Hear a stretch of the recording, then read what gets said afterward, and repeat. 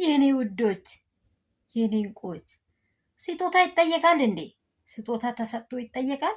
አንድ ሰው ለአንድ ሰው ስጦታ ከሰጠ እንደሰጠው ራሱ ማውራት የለበትም። ግብዝነት ነው ይባላል። ግብ ይሄንን እኮ ለአንቺ እኮ ይህን ስጦታ እኔ እኮ ነው የሰጠሁት ማለት ግብዝነት ነው። ነውር ማለት ነው። ነውር ማለት ነው። እሷ ሚዲያ ላይ አጋልጣ ወይም እንትን አድርጋ እኔ ለአብርሽ ስጦታ ልሰጥ ነው ብላ አውጃ አይደለም የሰጠችው። ፍቅሯ ቅርብጢሷ አሸንፏት ለጊዜዋ አማገረፍ ብላ ሰጠችውን ስጦታ እየተደረግ ብላ ታየ። ወይኔ ማፈር፣ ወይኔ ማፈር፣ ወይኔ ማፈር። ከዛ ስጦታዬን የት አደረገው? ስጦታዬን የት አደረገው? ስጦታ እንዴት ይጠየቃል? ምን አይነት ይሄ ጅሎ ጅላንፎ ናት?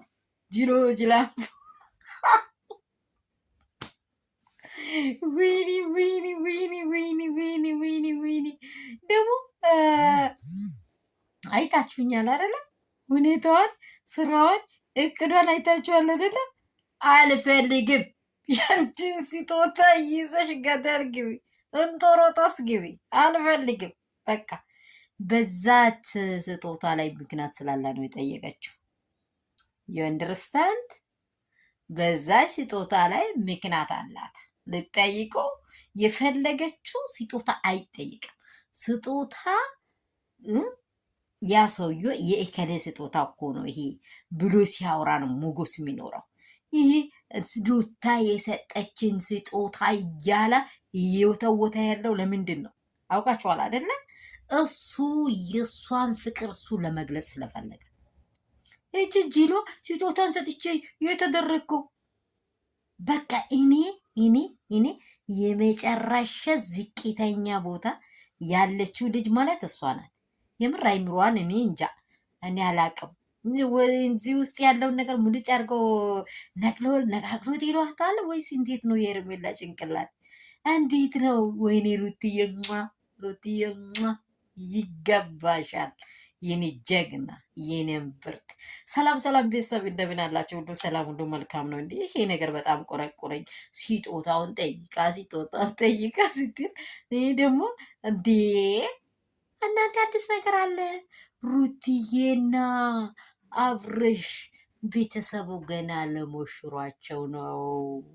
አገር ተብላሽተው ቆጭ ለሌሎቹ ወይኔ ወይኔ፣ ኧረ ፍርፋሬ እንዳይለቁ እንዳይሄዱ እዛው በሰፈራቸው ሳት ይበሉ። ድሮ ፍቅር ጀማ ብሏሉ፣ አሁን ያመጀ ይበሉ እላቸዋለሁ። የኔ ደግሞ የነብሩ ጀማዎች፣ ሀያላኖች፣ አሸናፊዎች፣ እውነትን ይዘን የምንጓዝ ጀግኖች።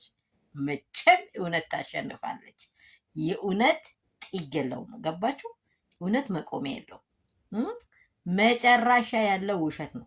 ወደ ኋላም ወደፊትም ቤት ሰው ሲዋሽ እንዴት ነው የሚሆነው?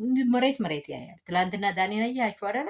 መሬት እያየ የሚያወራውን ነገር ጠፋበት።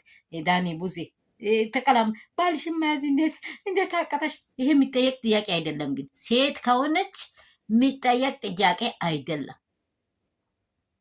ሩታ ሂድ ብላ ባሌ አንተን እይዛለሁ ቅፍ አድርጌ እይዛለሁ ብትል አይደለም ሄደው። በቃ በጊዜው ተሳስች ያለው ካላ ይሄ የሚጠየቅ ጥያቄ አይደለም። እኔ እቺ ሴትዮ ትልቅ አይደለችም። በቃ ትልቅ አይደለችም። ላይክ እና ሰብስክራይብ እንዳይረሳ። ሰዓቷ ለምን ስለተጠየቀች ነው በቃ ውስጤ የቆረቆረኝ። ምክንያት ስላለ ጀርባዋ ላይ ያለው ነገር ነው ያስጠየቀው።